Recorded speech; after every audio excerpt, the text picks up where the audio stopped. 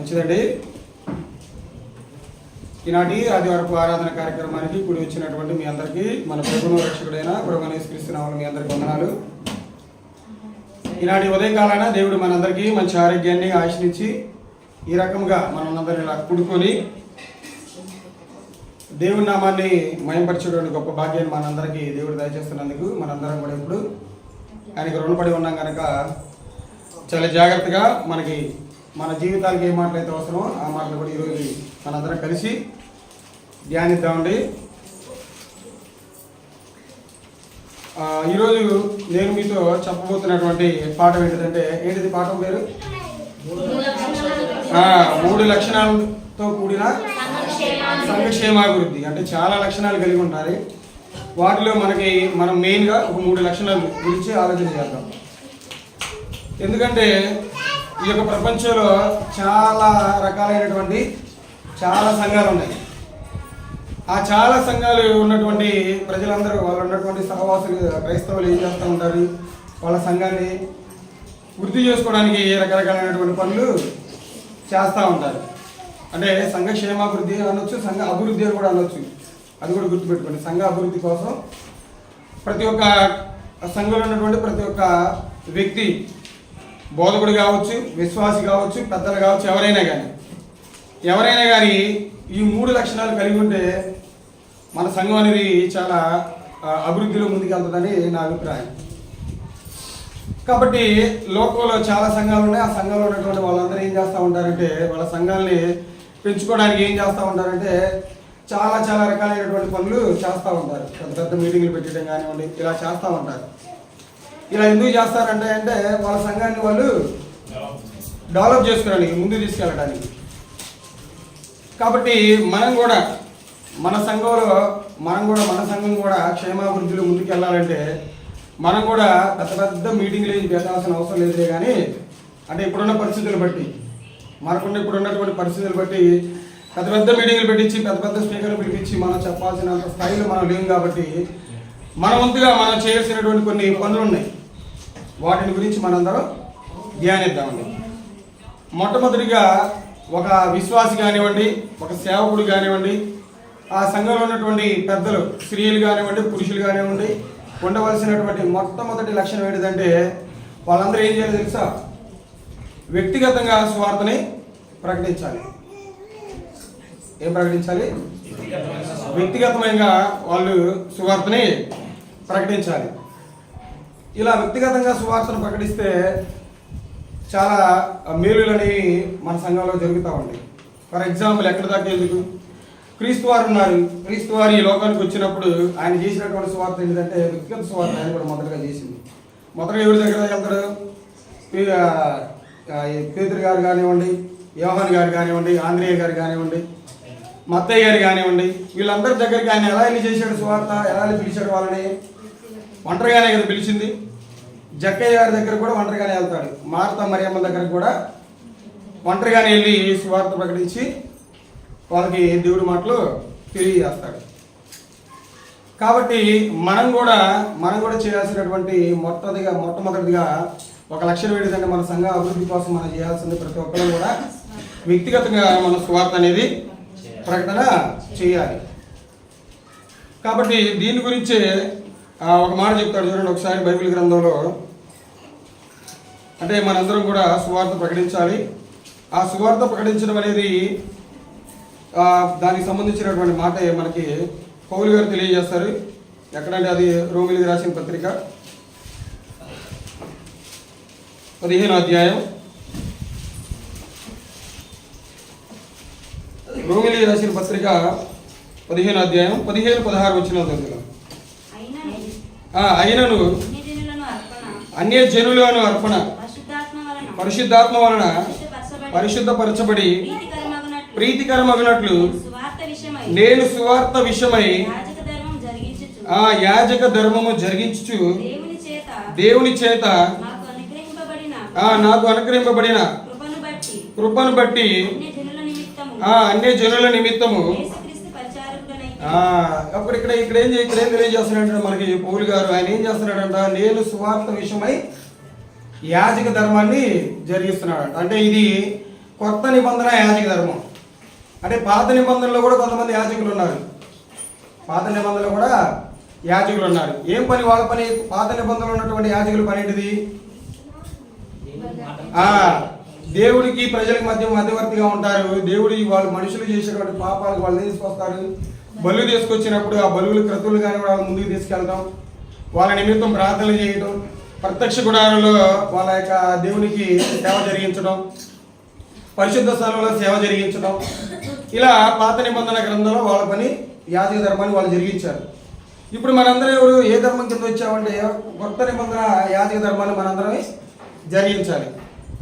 ఆ కొత్త నిబంధన యాజక ధర్మం ఏంటిదంటే సువార్త ప్రకటించడమే.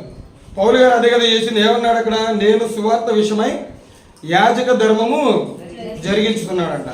ఈయన ఏం చేస్తున్నాడంటే కొత్త నిబంధన ప్రకారం యాజక ధర్మాన్ని జరిగిస్తూ ఉన్నాడు. ఇప్పుడు మనం కూడా ఏం చేయాలంటే, మనం కూడా కొత్త నిబంధన కింద ఉన్నటువంటి వ్యక్తులే కాబట్టి మనం కూడా ఏం చేయాలంటే సువార్తని ప్రకటించాలి. అంటే ఈ సువార్త ప్రకటించాలంటే అది పెద్ద పెద్ద దీనికి ట్రైనింగ్ ఏం అవసరం లేదు. దీనికి ఏమైనా ట్రైనింగ్ కావాలా? అవసరం లేదు. ఎందుకంటే మన జీవితంలో జరిగినటువంటి మేలుల గురించి ఇతరులకు తెలియజేసినా కానీ, అలాగే దేవుడు మనల్ని ఎలా రక్షించుకున్నాడో, మనం ఎలా రక్షింపబడినటువంటి వాటిని మన ఇతరులకు తెలియజేసి ఏం చేయొచ్చంటే వాళ్ళని రక్షించేటువంటి అవకాశం ఉంటుంది. ఎందుకంటే మనందరం దేవుడి చేత ఏర్పరచబడిన వారు, లోకం నుంచి ఏర్పరచబడిన వారు. ఇలా ఏర్పరచబడినటువంటి వారు మనం ఏం చేయాలంటే ఒక మాట చెప్తే తెలియజేస్తున్నాడు. చూడండి ఇక్కడ ఎక్కడంటే మొదటి పేతురు పత్రికలో కూడా ఇది మనకి సుపరిచితమైనటువంటి వాక్యమే. మొదటి పేతురు పత్రిక 2వ అధ్యాయం 9వ వచనం. అయితే మీరు చీకటిలో నుండి ఆశ్చర్యకరమైన తన వెలుగులోనికి మిమ్మును పిలిచిన వాని గుణాతిశయములను ప్రచురము చేయ నిమిత్తము. అంటే దేవుని యొక్క గుణాతిశయాల్ని మనం ప్రచురం చేయడానికి ఏర్పరచబడ్డాం. దాన్ని మాత్రం ఎవరు కూడా మర్చిపోకూడదు. దేనికోసం మనం లోపల నుంచి దేవుడికి రాబడ్డాం? పాపం నుండి పరిశుద్ధతలోకి వచ్చామంటే మనందరం ఎవరంటే దేవుడు మనల్ని ఏర్పాటు చేసుకున్నాడు.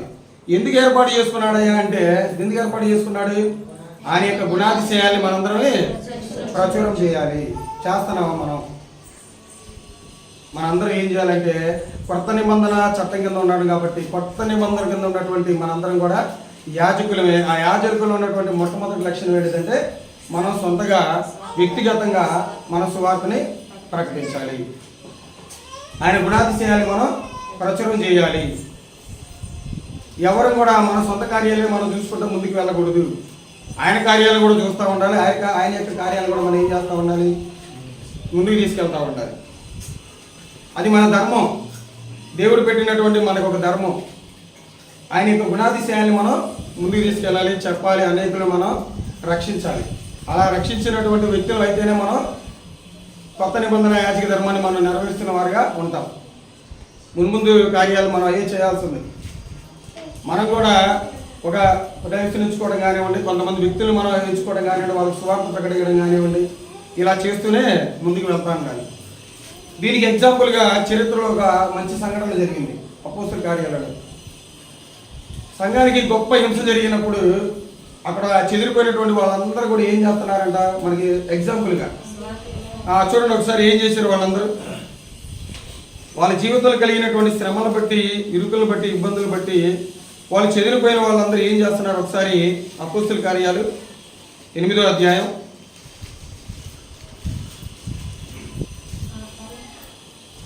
అలా ఆయన గుణాతిశయాల్ని ప్రచురం చేయాల్సినటువంటి వ్యక్తులు దాన్ని అర్థం చేసుకున్నటువంటి ఆనాడు ఉన్నటువంటి ఆ క్రైస్తవులు ఏం చేశారు చూడండి ఒకసారి.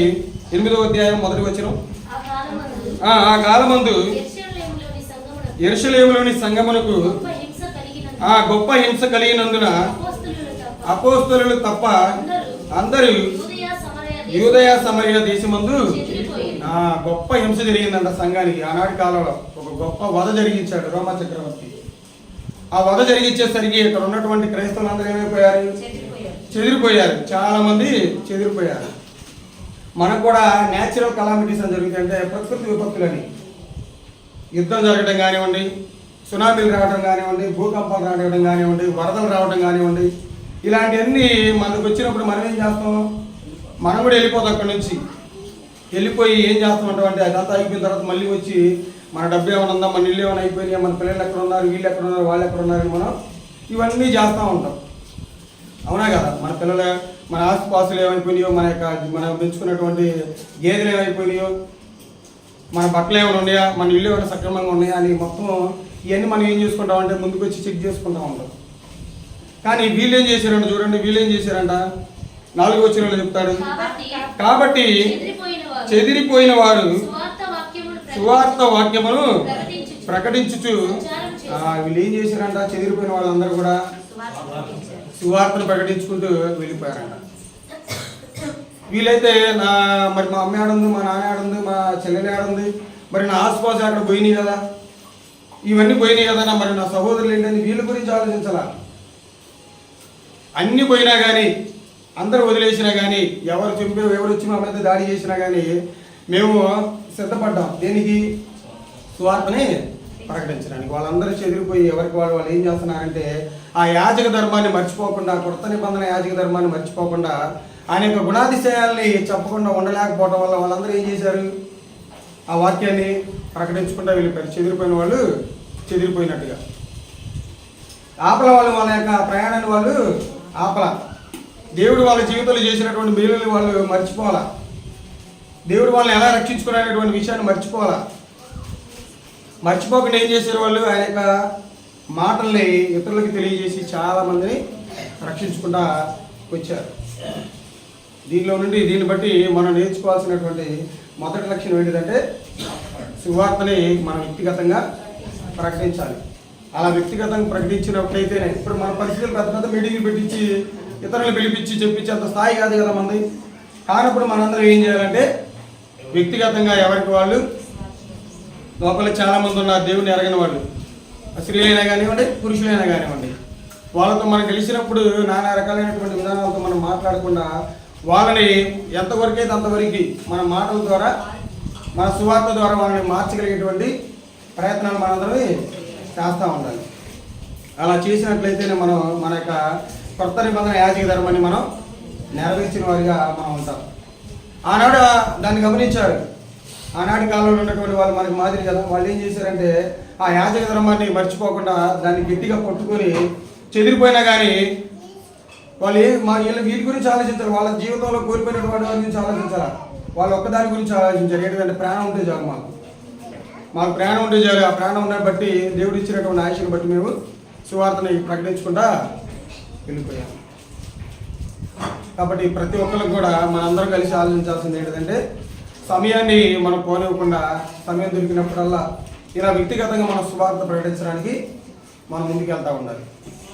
అది మన బాధ్యత. కొత్త నిబంధన యాజకుడి యొక్క బాధ్యత ఏంటిదంటే సువార్త ప్రకటించకుండా వెళ్ళిపోయాడు. అలాగే పౌలు గారు కూడా ఇప్పుడు అదేగా చెప్పింది రోమపత్రికలో 16-15 వచ్చిన అదేగా చెప్పింది. నేను సువార్త విషయమై ఏం చేస్తూ ఉన్నాడంటే ఆయన యాజక ధర్మాన్ని జరిగించుకుంటా పోతున్నాడు. ఇది మనం మొదటిగా ఆలోచించవలసినటువంటి ఒక లక్షణం. తర్వాత రెండో లక్షణంగా చూద్దాం మనం.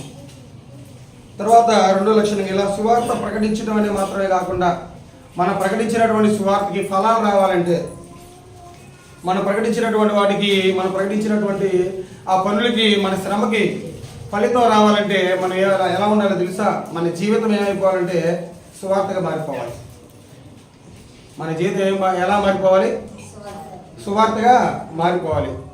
జనులకేమో, పిలిచిన వాళ్ళకేమో వెళ్ళి మంచి మాటలు చెబుతూ ఉంటాం. ఆ మాటలు అనేవి మన జీవితాలు కనపడకపోతే చూసేవాడు ఏమనుకుంటాడు? వీళ్ళ మాటలే కానీ చేతలు లేవు, దేవుడి కార్యాలు లేవు, దేవుడి పనులు లేవు అంటారు. కాబట్టి రెండవ లక్షణంగా మనం నేర్చుకోవాల్సింది ఏంటంటే, ఏమి నేర్చుకోవాలి? ఎలాంటి లక్షణం కలిగి ఉండాలంటే మనం జీవితాన్ని మనం సువార్తగా మారాలి. జీవితమే సువార్తగా మారిందంటే మన జీవితం అనేది చాలా అద్భుతంగా ఉంటుంది. జీవితమే సువార్తగా మారితే మన జీవితం చాలా అద్భుతంగా ఉంటుంది. ఎందుకంటే మన జీవితం అనేది సువార్తగా మారకపోతే ఈనాటి కాలంలో చూడండి, ఈ యొక్క క్రైస్తవాన్ని చాలా మంది ఏమనుకుంటున్నారంటే ఒక అన్యమతంగా భావిస్తూ ఉన్నారు. అన్ని మతంగా భావించి పక్కన పెడతా ఉన్నారు. అసలు మన దేశం ఏదో తెలుసా? హిందూ దేశం అనుకున్నారు ఇంతమంది. మనది హిందూ దేశం కాదు, మనది లౌకిక రాజ్యం అంటారు. లౌకిక రాజ్యం అంటే 18 సంవత్సరాలు నిన్నటువంటి ఏ పురుషుడైనా కానీ ఏ స్త్రీ అయినా కానీ వాళ్ళ సొంత మతం, వాళ్ళకి నచ్చినటువంటి మతాన్ని స్వీకరించి వాళ్ళ యొక్క లక్షణాలను బట్టి వాళ్ళ విశ్వాసాలు వాళ్ళు కొనసాగవచ్చు. కాబట్టి మన హిందూ దేశం కాదు, హిందూ దేశం అనుకోమాకండి. మన హిందూ దేశం కాదు, మనది లౌకిక రాజ్యం. హిందూ దేశం అయితే ఆంధ్రప్రదేశ్లో ఇండియాలో హిందువులే ఉండాలనే ఒక రాజ్యాంగం వచ్చింది కదా, ముందు ఆంక్షలు వస్తాయి కదా. అలా కాదు, హైకోర్టు ఇచ్చినటువంటి తీర్పు రీసెంట్గా ఇచ్చింది. ఏంటిదంటే 18 సంవత్సరాలు ఉండేటువంటి ప్రతి ఒక్క స్త్రీ అయినా కానీ పురుషుడైనా కానీ వాళ్ళకి నచ్చినటువంటి విశ్వాసాల వాళ్ళు కొనసాగుతూ వెళ్ళిపోవాలి, కానీ ఎవరిని కూడా వాళ్ళని ఆంక్షలో పెట్టకూడదని సుప్రీంకోర్టు తీర్పు ఇచ్చింది. Supreme court, high court. కాబట్టి సందర్భం వచ్చింది కాబట్టి చెబుతున్నాను, ఏ వ్యక్తి అయినా కానీ పురుషుడైనా కానీ స్త్రీ అయినా కానీ 18 సంవత్సరాలు దాటిన తర్వాత మనం బాప్తీసం ఇవ్వడానికి అవకాశం ఉండదు. 18 సంవత్సరాలు దాటిన తర్వాత దాన్ని ముందిస్తే కేసు పెడితే కేసే. కాబట్టి దీన్ని బట్టి మనం ఏం అర్థం చేసుకోవాలంటే, మన జీవితం సువార్తగా మారిందనుకోండి, మనకి ఎలాంటి ప్రమాదాలనే జరగదు. ఎందుకంటే దీన్ని ఒక అన్ని మతంగా చూసి ఏం చేస్తున్నారు, రకరకాలైనటువంటి దాడులు చేస్తూ ఉన్నారు క్రైస్తవుల మీద, రకరకాలైన పనులు జరిగిస్తూ ఉన్నారు మన మీద. ఇక్కడ దాకా ఒకటి నార్త్ ఇండియాలో ఇంకా ఘోరం, చాలా క్రూరమైనటువంటి పనులు చేస్తూ ఉన్నారు మన క్రైస్తవుల మీద. ఇలాంటివి జరగకుండా ఉండాలంటే, ఇలాంటివి మనం ఎలాంటి వాళ్ళ దగ్గర నుంచి మనం ఎలాంటి ఇబ్బందులు కలగకుండా ఉండాలంటే, మన జీవితం ఎలా మారిపోవాలంటే సువార్తగా మారిపోయిన తర్వాతే అది సాధ్యం అవుతుంది. ఎవరిని మనం కించపరిచి మాట్లాడకుండా, మనం ఉన్నటువంటి బైబిల్లో ఉన్నటువంటి వచనాలను మనం చెప్పుకుంటా ముందుకు వెళ్తే ఎలాంటి ప్రమాదం అనేది జరగదు. దానికి సంబంధించి కొరింథీ పత్రికలో ఒక మాట మాట్లాడతారు చూడండి. కొరింథీయులకు రాసినటువంటి రెండో పత్రిక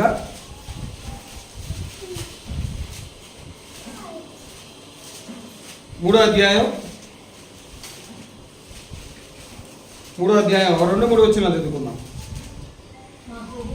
మా హృదయముల మీద వ్రాయబడి ఉండి మనుషులందరూ తెలుసుకొనుచు చదువుకొనుచున్న మా పత్రిక మీరే కారా. అంటే ప్రతి ఒక్క క్రైస్తవుడు కూడా ఒక పత్రికగా మారిపోవాలి. ఏ పత్రిక మారిపోవాలంటే తర్వాత వచ్చిన చెబుతారు. ఏ పత్రిక మారిపోవాలంట? రాతి పలకల మీద కానీ, అంటే ఆ పత్రిక పేరు అనేది రాతి పలకల మీద రాసామనుకోండి, చెడిపోయింది. సిరాతో కానీ, సిరాత్ ఏంటంటే కాలిస్తే కాలిపోయింది. తర్వాత వ్రాయబడక మెత్తని హృదయములు అను పలకల మీద జీవము గల దేవుని ఆత్మతో మా పరిచర్య మూలముగా వ్రాయబడిన క్రీస్తు పత్రిక ఉన్నారని. క్రీస్తు పత్రికగా మనందరం ఏమైపోవాలి? మారిపోవాలి. అలా క్రీస్తు పత్రికగా మారిపోతేనే మనం ఇలాంటి ప్రమాదాల నుంచి తప్పించుకోగలం. ప్రతి ఒక్క క్రైస్తవుడు కానివ్వండి, ప్రతి ఒక్క క్రైస్తవురాలు కానివ్వండి, ప్రతి ఒక్క క్రైస్తవురాలు కానివ్వండి, ఎలాగ మారిపోవాలి? క్రీస్తు పత్రికగా మారిపోవాలి. ఇక్కడ ఉన్న క్రీస్తు పత్రికగా ఉండాలి, బయట ఉన్న క్రీస్తు పత్రికలాగా మనం పనిచేయాలి. మనం చేస్తున్నటువంటి పనుల్లో కూడా మనం క్రీస్తు పత్రికని ప్రకటించే వారిలాగా ఉండాలి. మన నోరు తెరిస్తేనే ఇది క్రీస్తు పత్రిక అనేంత విధంగా మనం జీవించాలి. అర్థమైందా? నోరు తెరిస్తేనే ఇది ఒక క్రీస్తు పత్రిక అనుకునేటువంటి విధంగా మనందరం చేయాలి. అలా చేస్తేనే మన క్రీస్తు పత్రికగా మనం మార్చబడిన వారిగా పిలువపడతాం. కాబట్టి ఈ యొక్క వచనాన్ని బట్టి మనం ఎలా మారిపోవాలని చెప్తున్నాడు పౌలు గారు అంటే, మనందరం కూడా క్రీస్తు పత్రికగా మారిపోవాలన్నాడు. ఇలా ఒక విశ్వాసిని కానివ్వండి, ఒక సేవకుని కానీ చూసి మారినటువంటి కొంతమంది వ్యక్తులు కూడా ఉన్నారు బైబిల్ గ్రంథంలో. వాళ్ళ యొక్క జీవన విధానాన్ని చూసి, వాళ్ళ దేవుడి పట్ల వాళ్ళు జరిగించినటువంటి మంచి అద్భుతాలను చూసి, వాళ్ళు జరిగించినటువంటి మంచి రక్షణ కార్యాలను చూసి చాలామంది దేవుడిలోకి వచ్చారు. మొట్టమొదటిగా మనం ఒక వ్యక్తిని చూసినట్లయితే ఎవరంటే ఆయన తిమోతి గారు. యేసుక్రీస్తు వారి తర్వాత బాగా పరిచర్య చేసినటువంటి వ్యక్తిగా పౌలు గారిని చెప్పుకుంటే మనందరమే. పౌలు గారి తర్వాత మనం ఎవరిని చెప్పుకోవచ్చు అంటే తిమోతి గారు. అసలు ఈ పౌలు గారు ఎవరిని చూసి దేవుళ్ళకి వచ్చాడు? ఏ పత్రికను చూసి, ఎలాంటి జీవితాన్ని జీవించినటువంటి వ్యక్తిని చూసి ఒక వ్యక్తి మారాడు అనేది మనం చూడగలిగినట్లయితే, ఒకసారి తిమోతికి రాసినటువంటి 2వ పత్రిక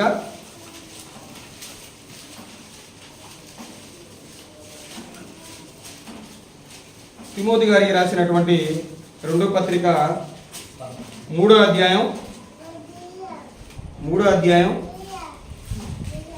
10వ వచనం.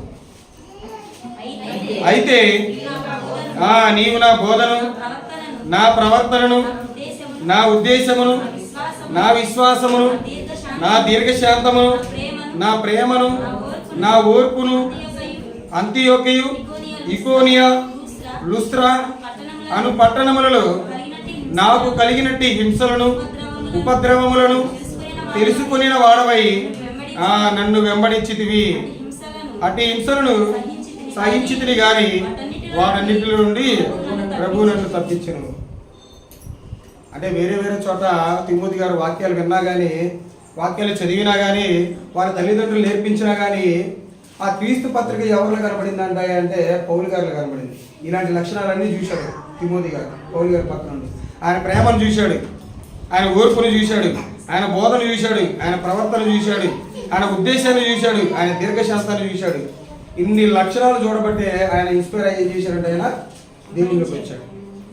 మనం కూడా క్రీస్తు పత్రికగా మారిపోయాం అనుకోండి, మనలో కూడా ఇలాంటి లక్షణాలు కనపడాలి.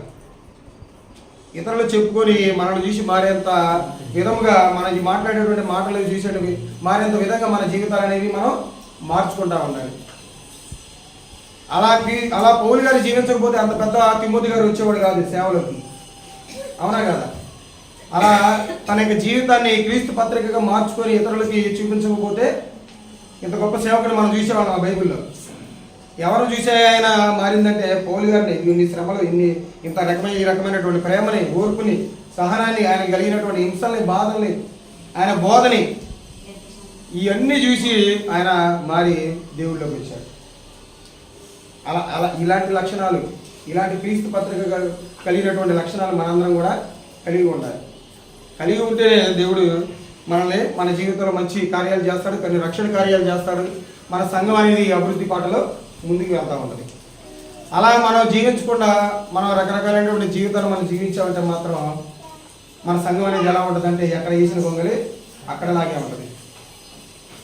ఇలా ముందు మన ఇలాంటి లక్షణాలు కలిగి మనం ముందుకు వెళ్తా ఉంటే చాలామంది వ్యక్తులు మనం రక్షించవచ్చు, వాళ్ళని మనం ఉన్నత స్థితిలోకి తీసుకెళ్ళిన వారిగా ఉంటాం మనం. అదే ఇంకో మాట చెప్తాడు చూడండి ఒకసారి. మొదటి పేతురుకి రాసిన పత్రిక,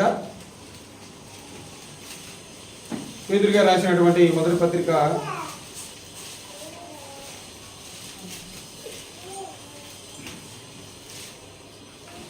1 అంటే అసలు మొట్టమొదటిగా క్రీస్తు పత్రికలుగా ఎవరు మారాలయ్యా అంటే కుటుంబంలో ఉన్నటువంటి మొట్టమొదటిగా భార్య, భర్త ఇద్దరు మొట్టమొదటిగా క్రీస్తు పత్రికలుగా మారాలి. మారిన తర్వాత వాళ్ళని చూసి వాళ్ళ తల్లిదండ్రులు కానివ్వండి, వీళ్ళ తల్లిదండ్రులు కానివ్వండి చాలా ఆనందపడుతూ ఉంటారు, చాలా సంతోషపడతా ఉంటారు. వాళ్ళు మాదిరిగా ఉన్నారనుకోండి, వాళ్ళు క్రీస్తు పత్రిక మారిన తర్వాత వాళ్ళని చూసి అనేకులు కూడా దేవుళ్ళకి వచ్చేటువంటి అవకాశం ఉంటుంది. భార్య పని భార్య చేసుకుంటా వెళ్తే, భర్త పని భర్త చేసుకుంటా వెళ్ళాడు అనుకోండి, క్రీస్తు పత్రికలుగా అవుతారు అంటే వాళ్ళు కారు. కాబట్టి ఒక కుటుంబంలో మొట్టమొదటిగా ఎవరైనా క్రీస్తు పత్రికలుగా మారాల్సిందంటే భార్య, భర్త. భర్తను చూసి భార్య నేర్చుకోవాలి, భార్యను చూసి కూడా భర్త కొన్ని లక్షణాలు నేర్చుకోవాలి. దేవుళ్ళు ఎదిగేటువంటి మంచి మంచి లక్షణాలు. అలాంటి లక్షణాలు నేర్చుకుంటేనే ఇతరులకి మనం క్రీస్తు పత్రికలు కనబడతాం, మనల్ని చూసి వచ్చేటువంటి అవకాశం ఉంటుంది. అదే దానికి సంబంధించినటువంటి మాట చెప్తాడు చూడండి. అక్కడ పేతురుగా రాసినటువంటి మొదటి పత్రిక 3వ అధ్యాయం 1వ వచనం.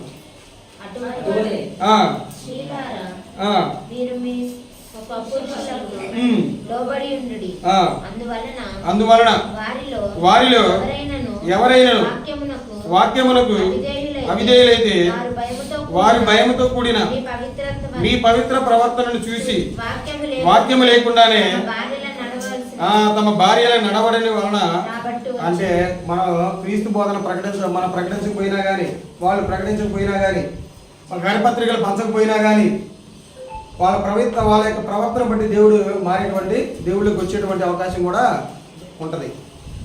అంటే మనం జీవించేటువంటి విధానాన్ని బట్టి కూడా చాలామంది దేవుళ్ళకి వచ్చేటువంటి అవకాశం ఉంటుంది ఈ యొక్క వచనాన్ని బట్టి.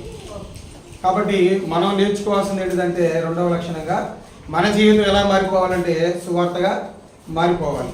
అలా సువార్తగా మార్చుకున్న వాళ్ళు మనం పౌలు గారిని చూసాం, పౌలు గారిని ఆచరించినటువంటి తిమోతి గారిని చూసాం. తర్వాత ఈ స్త్రీలలో కూడా ఇలా, అందుకే కుటుంబంలో ఉన్నటువంటి భార్య కానివ్వండి, భర్త కానివ్వండి, ముందు క్రీస్తు పత్రికలుగా మారిపోవాలి. వాళ్ళని చూసి అనేకులు దేవుళ్ళకి రావాలి అని రెండో లక్షణంగా ఇక్కడ మనకి తెలియజేస్తున్నాడు. మూడో లక్షణంగా మనం చూసుకున్నట్లయితే చాలా ప్రాముఖ్యమైనటువంటిది.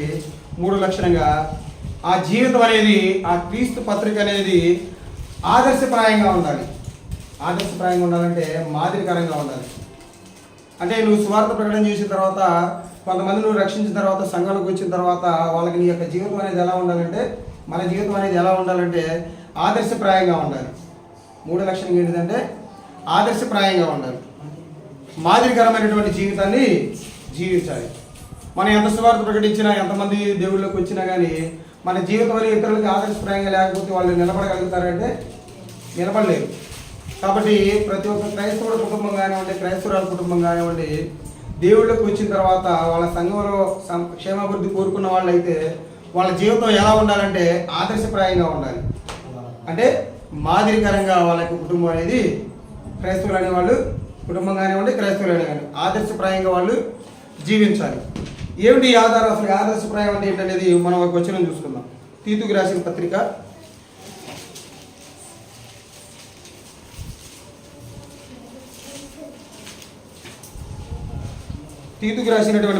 2వ అధ్యాయం 7వ వచనం. పరపక్షమందుండు వాడు మనలను గూర్చి చెడు మాటలు ఏది చెప్పనేరక సిగ్గుపడినట్లు అన్నిటి యందు నిన్ను నీవే సత్కార్యముల విషయమై మాదిరిగా కనపరుచుకోవాలి. అంటే బయట ఉన్న వ్యక్తులు మనల్ని మాదిరిగా చూపించుకోవాలి, మనం మాదిరిగా చూపించుకోవాలి. వాళ్ళకి సిగ్గు వచ్చే విధంగా మనం బ్రతకాలని తెలియజేస్తున్నాడు. పరపక్షం మంది ఉన్నవాడు అంటే దేవుని నమ్ముకొని వాడు, లోకస్తుడు అనుకోవచ్చు. మనం నమ్ముకున్నవాడైనా కానీ కొంతమంది భక్తుల నుంచి పోయేవాడు ఉంటారు కదా, వాళ్ళని చూసైనా కానీ మన భక్తి ఎలా ఉండాలంటే మనం పెంపొందించుకుంటానే ఉండాలి, కానీ దేవుళ్ళు కొనసాగుతూనే ఉండాలి. కానీ మన భక్తిని చూసి వాడు ఏం చేసుకోవాలంట, వాడు ఏమైపోవాలంట, సిగ్గుపడాలంట. వాడు సిగ్గుపడేంత విధంగా మన భక్తిని మనం కొనసాగించామంటే అదే ఒక మాదిరికరమైనటువంటి జీవితం. తిమోతి గారికి పౌలు గారు అదే తెలియజేస్తున్నారు ఇక్కడ. ఓ తీతు, నీ యొక్క జీవితాన్ని చూసి పరపక్షం ముందున్న వాళ్ళు, దేవుళ్ళ నుండి వెళ్ళిపోయిన వాళ్ళు కానివ్వండి, లేకపోతే దేవుడు బయట ఉన్న వాళ్ళు కానివ్వండి, నీ జీవితాన్ని చూసి, నీ భక్తి జీవితాన్ని చూసి వాళ్ళకి సిగ్గు రావాలి. ఆ సిగ్గు వచ్చేంత విధంగా నువ్వు ముందుకు తీసుకెళ్ళాలి. నీ జీవితాన్ని జాగ్రత్తగా చూసుకోవాలి. నీ జీవితాన్ని ఏ విషయంలో కూడా వాళ్ళకి నువ్వు దొరకకూడదు. దాన్ని బట్టి వాళ్ళు ఏం చేస్తారంటే మనం మాట్లాడే మాటను బట్టి తీసుకొని బయట 4 రకాలుగా చెప్తారు వాళ్ళు. కాబట్టి పరపక్షం ముందు ఉన్నవాడు అంటే ఎవరంటే దేవుళ్ళు లేనివాడు, దేవుడి నుండి అసలు దేవుడినే నమ్మనివాడు. వీళ్ళ ముందు మన భక్తి జీవితం అని కూడా ఎలా ఉండాలంటే వాళ్ళకి సిగ్గు తెప్పించే విధంగా ఉండాలి. ఇంకేమంటున్నాడు చూడండి, ఇంకేమంటున్నాడు, నిన్ను నీవే సత్కార్యముల విషయమై మాదిరిగా కనపరుచుకో. సత్కార్యాలు అంటే ఏంటంటే మంచి పనులు కానివ్వండి, సంఘ కార్యక్రమాలు కానివ్వండి, మంచి పనులు, బయట మంచి పనులు చేయడం అనుకోవచ్చు. తర్వాత ఏంటంటే సంఘంలో కూడా కొన్ని కార్యాలు ముందుకు తీసుకోవడంలో కూడా మనం మాదిరికరంగా ఉండాలి. అందరికీ చాలా మాదిరికరంగా ఉండాలి.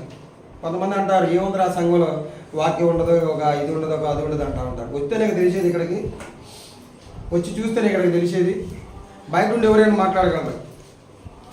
ఎందుకంటే దీనికి ఎగ్జాంపుల్గా మనం అర్థమయ్యేలా చెప్పుకోవచ్చు. అంటే క్రికెట్ ఆడేవాళ్ళు ఆ బాల్కి అవుట్ అయ్యారు అనుకోండి, చిన్న బాల్కి, అది ఈ బాల్కి అవుట్ అయ్యాడా అని ఇక్కడ నుండి మనం చెప్పకూడదు. ఏడుండి ఎక్కడికి పోయి చెప్పాలి, పోయి ఆ కండిషన్లో ఉన్న వాడికి తెలిసింది ఆ బాల్ ఎట్లా ఆడాలి ఏంటనేది. బయట ఉన్న వాళ్ళు మన గురించి కానీ మనం వేరే వాళ్ళ గురించి కూడా బయట నుండి మాట్లాడకూడదు. వాళ్ళు అట్టా, వాళ్ళు ఇట్టా, వాళ్ళకి సత్కార్యాలు చేయరు, వాళ్ళ వాక్యం ఉండదు, బోధ ఉండదు. ఇవన్నీ వచ్చి చూస్తేనే అర్థమయ్యేది. ఇవన్నీ చూడకుండా బయట నుండి మనం మాట్లాడకూడదు. అలా పరపక్షం ఉన్నవాడు ఇలాంటి మాటలు మాట్లాడుతూనే ఉంటాడు. కానీ మనం వాడి మాటలకు మనం కృంగిపోకుండా మనం మన యొక్క భక్తి జీవితాన్ని ముందుకు తీసుకెళ్తూ ఉండాలి. మన సంఘ క్షేమాభివృద్ధిని మనం ముందుకు తీసుకెళ్తూ ఉండాలి. అలా తీసుకుని అలాంటి లక్షణాలు కలిగి ఉంటేనే మన సంఘం అనేది అభివృద్ధి స్థాయిలో ముందుకెళ్తుంది, కానీ మధ్యలో ఆగిపోదు. అంటే ఈ యొక్క లక్షణాలు అనేవి ఒక సేవకుడికే కాదు, అందరికీ, విశ్వాసులకి, పెద్దలుండి పెద్దలకి, స్త్రీలుండి స్త్రీలకి, వాళ్ళందరికీ ఇలాంటి లక్షణాలు కలిగి ఉండాలి. ఇలా నీకు నీవే మాదిరికరంగా జీవించే తీతు అని మంచి మాటలు చెబుతున్నాడు. కాబట్టి మనం కూడా మన జీవితాలు కూడా ఎలా మారిపోవడానికి మనం ప్రయత్నం చేయాలంటే పరపక్షం ఉందన్న వాడికి మన యొక్క భక్తి జీవితాన్ని చూసి సిగ్గుపడేంత విధంగా మనం మన భక్తిని కొనసాగించుకోవాలని, కానీ వాడిని మనల్ని చూసి మన గురించి చెడు మాటలు చెప్పకుండా మనం జాగ్రత్త పడాలి. వాడు చెప్తుడు ఇంకా చేసిన వాడు మనం మంచిగా బ్రతికినా చెప్పినా మనం చేసేది ఏమీ లేదు ఇంకా. కానీ వాడికి ఆ మాట రాని కూడా మనం ఏం చేయాలి, వాడి ముందు మన బ్రతుకుతూ చూపిస్తూ ఉండాలి. మన మాట ద్వారా అయినా కానీ, మన క్రియల ద్వారా అయినా కానీ, మన బ్రతుకు ద్వారా అయినా కానీ ఇలా తీసుకెళ్తేనే, ఇలా జీవిస్తేనే మనం ఇతరులకు మనం సిగ్గు తెచ్చే వాళ్ళుగా ఉంటామో. కానీ వారి మాటలతో మనం కలిసామనుకోండి, మనం కూడా ప్రమాదాలు పడేటువంటి అవకాశం ఉంటుంది. కాబట్టి ఇంకొక మాట చూసుకుందామండి. దానికి ముందుగా సరే ముందు ఆ వచనం చూసుకొని వద్దాం. మళ్ళీ తెస్సలోనికీయులకు రాసినటువంటి రెండో పత్రిక 2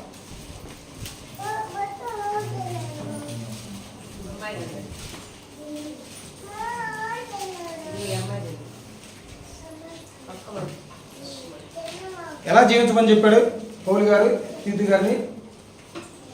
సత్కార్యాల విషయమై మాదిరికరంగా జీవించారు. మాదిరికరంగా జీవించినటువంటి వ్యక్తులు ఫర్ ఎగ్జాంపుల్ మనం చూడగలిగినట్లయితే పాత నిబంధన గ్రంథంలో ఒక ఆయన ఉంటాడు, దానియేలు గారని.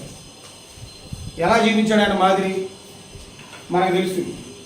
రాజుగారి రాజభోగనాన్ని తినమని చెప్పినప్పుడు ఆయన ఏమంటాడు? నేను తిన్నాడు ఆయన. నేను తినని ఉపయోగించేసరికి అక్కడ ఉన్న వాళ్ళందరూ ఏం చేస్తారంటే ఆయన్ని నా లేనిపోని మాటలని చెప్పి ఆయన ఏం చేస్తారు? సింహాల బోర్లు వేస్తారు ఆయన్ని. సింహాల బోర్లు వేసినప్పుడు ఏం జరిగింది? అయితే ఆయన్ని ఎందుకంటే ఆయన యొక్క మాదిరికరమైనటువంటి జీవితాన్ని జీవించడాన్ని బట్టి దేవుడు ఆయన ఏం చేస్తాడు? దేవుడు ఏం చేస్తాడు? ఆయన్ని కాపాడతాడు. ఇంతకుముందు చాలామంది సింహాల నోట్లో సింహాలు చాలామంది తిని చనిపోయిన వాళ్ళు ఉన్నారు. కానీ ఈయన ఎందుకంటే చనిపోలేదంటే ఆయన యొక్క మాదిరికరమైనటువంటి జీవితాన్ని వాళ్ళందరికీ చూపించాడు. కాబట్టి ఆనాడు ఉన్నటువంటి నెబుకద్నెజర్ కాలంలో ఉన్నటువంటి వాళ్ళందరూ కూడా ఈయన మనం ఏమనుకున్నారు? వాళ్ళందరూ వచనం ఉండదు దాంట్లో, దానియేలు గ్రంథంలో. నేను రాసుకోలేదు కానీ ప్రపంచం ఇప్పటి వరకు ఉన్నటువంటి దేవుళ్ళు ఈ దానియేలు ఆరాధిస్తున్నటువంటి దేవుడు తప్ప ఏ దేవుడు కూడా లేడు. మనందరం కలిసి ఆయన్ని ఆరాధిద్దామనేటువంటి గొప్ప మాట చెప్తాడు అక్కడ నెబుకద్నెజర్ గారు. అవునా కదా? ఎలా చెప్పగలిగారు ఆ మాట అంటే ఆయన బ్రతికినటువంటి విధానాన్ని చూసి, ఆయన మాదిరికరమైనటువంటి జీవితాన్ని చూసి అలా జీవించాడు కాబట్టి ఆయన బ్రతకబడ్డాడు. ఎందుకంటే ఆ అద్భుత కార్యాన్ని చూశారు కదా వాళ్ళు. బోర్లు వేసిన కానీ ఏమైపోలేదు, ఆయన చనిపోలేదు. చనిపోయకుండా చూసినప్పుడు వీళ్ళకి ఏం అర్థమైంది? ఈయన పక్షాన ఎవరున్నారని అర్థమైంది ఆయనకి. దేవుడు ఉన్నాడని అర్థమైంది ఆయనకి. దేవుడు ఉన్నాడని అర్థమైంది కాబట్టి ఏం జరిగింది? ఒక అద్భుత కార్యం జరిగింది. అక్కడ ఉన్నటువంటి వాళ్ళందరూ కూడా ఆయన యొక్క జీవితాన్ని చూసి మారడం జరిగింది. కాబట్టి దానికి సంబంధించిన మాటలు ఇక్కడ చెప్తాడు చూడండి. 2 తెస్సలోనికీయులకు రాసిన పత్రిక 3వ అధ్యాయం, తెస్సలోనికీయులకు రాసినటువంటి 3వ పత్రిక 7వ అధ్యాయంలో ఒక మాట అన్నాడు చూడండి. ఎలాగూ మమ్మును పోలి నడుచుకునవలెను మీకే తెలియను, మేము మీ మధ్యను అక్రమముగా నడుచుకోనలేదు. ఒక వ్యక్తి మాదిరికరంగా జీవించాలంటే సంఘం పట్ల ఎలా నడుచుకోకూడదు అంటే అతను అక్రమంగా నడుచుకోకూడదు.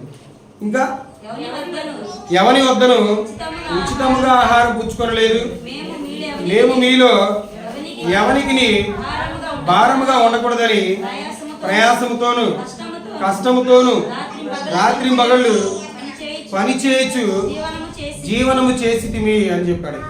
అంటే ఒక సంఘానికి ఒక సేవకుడు కానివ్వండి, కొంతమంది విశ్వాసులు కానివ్వండి, మాదిరికరంగా జీవించాలంటే ఆ సంఘానికి వాళ్ళు ఎలా ఉండకూడదు అంటే భారంగా ఉండకూడదు.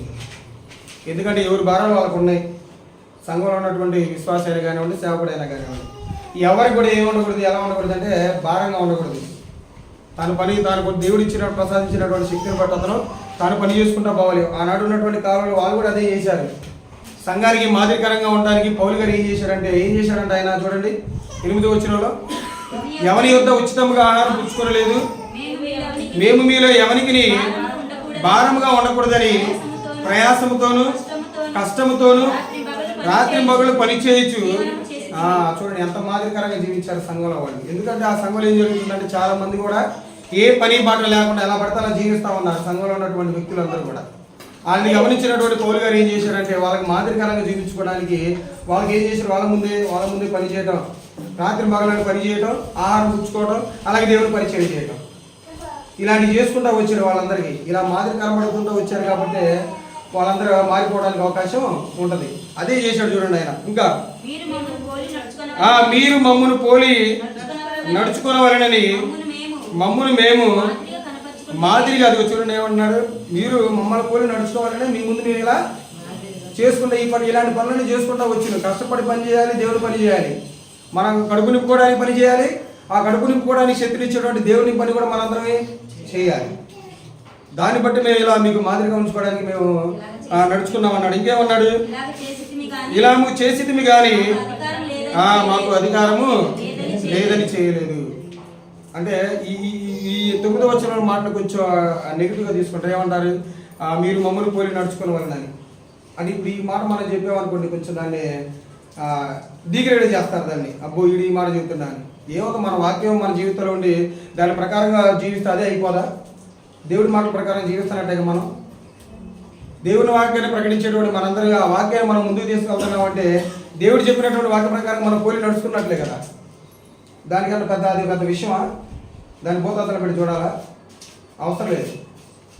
అదే చెప్తున్నాడు చూడండి అక్కడ, మీరు మమ్మల్ని పోలి నడుచుకోవాలని మమ్మల్ని మేము మాదిరిగా కనపరచుకోవడానికి ఇలా చేస్తాం కానీ మాకు అధికారం లేదని చేయలేదు.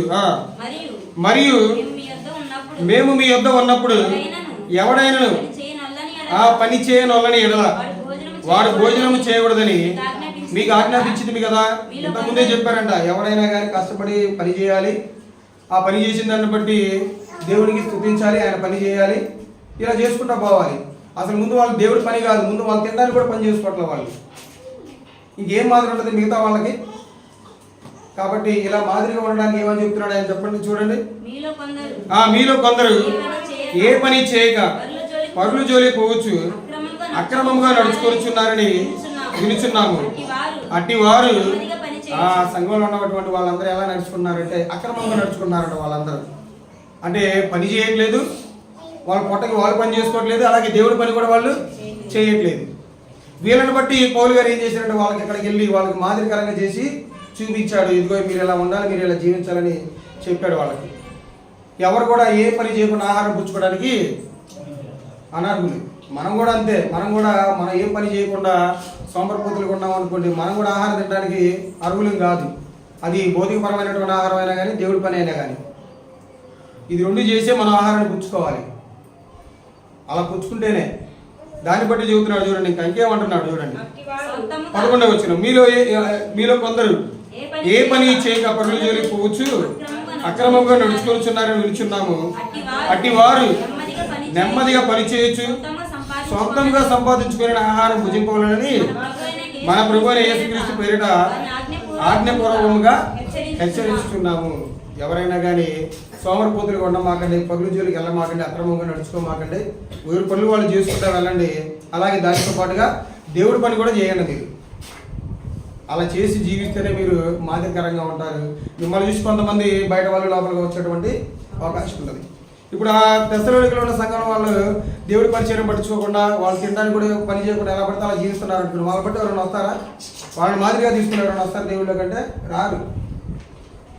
ఈ యొక్క సంఘాన్ని బట్టి మనం కూడా నేర్చుకోవాల్సింది ఏంటంటే మనందరం పనిచేసే వాళ్ళందరం కూడా అంటే సందర్భం వచ్చింది కాబట్టి చెప్తున్నాను ఎలా మాదిరిగా వాళ్ళు చూపించుకున్నారనేది సంఘానికి. ఇంకేమన్నాడు చూడండి, సహోదరులారా మీరైతే మేలు చేయడంలో విసుకోవద్దు. ఈ పత్రిక మూలముగా మేము చెప్పిన మాటకు ఎవడైనా లోబడని ఎడల అతన్ని కనిపెట్టి అతడు సిగ్గుపడి నిమిత్తము అతనితో సాంగత్యం చేయకుడి, ఆయనను అతని శత్రువుగా భావింపగా సహోదరునిగా భావించి బుద్ధి చెప్పుడి. ఇన్ని మాటలు చెప్పినా కానీ ఇంత మాదిరికరంగా జీవించమని చెప్పినా కానీ చెప్పకపోయారనుకోండి, జీవించకపోయారనుకో అతన్ని పక్కన పెట్టమంటాడు. అంతా దానంత మాత్రం అతనితో ఇంకో మాటలు ఇతరుల వ్యక్తులు చెప్పడం కాదు, అతను పక్కన పెట్టాలి అంతే. దాన్ని శత్రువుగా భావించకూడదు. అతనికి ఇంకొక అవకాశాన్ని ఇస్తానే ఉండాలి. ఇంకా కొంచెం గొప్ప మాటలు చెప్పి అతన్ని దేవుడిలోకి మాదిరికరంగా జీవించాలని చెప్పాలని కానీ వేరే ఏ మాటలు కూడా అతనికి చెడ్డ మాటలు అతని గురించి ఎక్కడ కూడా మనం పలకూడదు అని ఇలా గొప్ప మాటలు చెప్పుకుంటా వచ్చాడు. ఇదండి ఈ 3 లక్షణాలు. ఏంటి అంటే 3 లక్షణాలు. మొదటిది వ్యక్తిగత సువార్త ప్రకటించాలి. మనకు సమయం దొరికినప్పుడు ఏం చేస్తూ ఉండాలంటే మన వ్యక్తిగతంగా మన సువార్తని ప్రకటించుకుంటా ముందుకు వెళ్తా ఉన్నారు. రెండోది ఏంటిది, ఎవరైనా మనకి ఆ విషయంలో మనకి ఎవరు కనపడతారంటే ఆదిమ సంఘంలో ఉన్నటువంటి క్రైస్తవులు. వాళ్ళు వాళ్ళ యొక్క హింసలు జరిగేటప్పుడు వాళ్ళు చెదిరిపోయిన తర్వాత వాళ్ళు ఏం చేశారంటే వాళ్ళ కుటుంబాల గురించి వాళ్ళు ఆలోచించుకోవాలా, వాళ్ళ ఆస్తిపాస్తుల గురించి వాళ్ళు ఆలోచించుకోవాలా, వాళ్ళ ఇళ్ళ గురించి వాళ్ళు ఆలోచించుకోవాలా. దేని గురించి ఆలోచించాలి అంటే వాళ్ళు సువార్తను ముందుకు తీసుకెళ్ళాలి, సువార్తను ప్రకటించాలి, అనేకుల్ని రక్షించాలి. ఇదే వాళ్ళ ఆలోచన. రెండో ఆలోచనగా రెండో యొక్క లక్షణం ఏంటిది, క్రీస్తు పత్రికగా మారిపోవాలి. ప్రతి ఒక్కరు కూడా క్రీస్తు పత్రికలాగా జీవించాలి. మన మాటలోనైనా కానీ, మన చేతల్లో అయినా కానీ, మన క్రియల్లో అయినా కానీ, మన జీవితంలో అయినా కానీ అలా క్రీస్తు పత్రికలాగా మనం జీవించాలి. అలా జీవిస్తేనే మన సంఘం అనేది అభివృద్ధి బాటలో ముందుకు వెళ్తూ ఉంటుంది. అలా జీవించకపోతే మన సమస్యలు ఎదుర్కొనేటువంటి అవకాశం ఉంది. మూడో లక్షణం ఏం చెప్పాడు ఇక్కడ మనకి, ఏమన్నాడు, ఆ యొక్క జీవితం అనేది అందరికీ ఆదర్శప్రాయంగా ఉండాలి, అందరికీ మాదిరికరంగా ఉండాలి. మాదిరి లేని జీవితం అనేది ఎవరిని ఆకర్షించేటువంటి జీవితంగా ఉండదు. పెద్ద పెద్ద స్టేజ్ల మీద ఎక్కి మనం స్పీకర్లు పెట్టుకుని గట్టి గట్టి మాట్లాడినా మన జీవితంలో ఆ మాటలు కనబడకపోయారు అనుకోండి, మనం ఎంత చెప్పినా కానీ ఉపయోగం లేదు. ఎంత చెప్పినా కానీ మనం క్రైస్తవులుగా మనం పిలవబడం. కాబట్టి ఈ మూడు లక్షణాలు మనందరం కలిగి జీవించామంటే మాత్రం మన సంఘం అనేది అభివృద్ధి బాటలు అనేది ముందుకు వెళ్తుంది. ఆ మూడు లక్షణాలు లేకుండా మనం జీవించామంటే మాత్రం మనం ప్రమాదం ఎదుర్కొనేటువంటి అవకాశం ఉంటుంది. యోగ్యమైనటువంటి మనసుతో ఇప్పటి వరకు మీరు అందరూ కూడా ఈ చక్కని మాటలు విన్నారని నేను ఆశిస్తూ, ఇలాంటి లక్షణాలు కలిగి మన యొక్క సంఘాన్ని మనం ముందుకు తీసుకెళ్ళాలని మీ అందరికీ తెలియజేసుకుంటూ నా మాటలు ముగిస్తున్నాను. ఇప్పటివరకు మీ అందరికీ నా వందనాలు.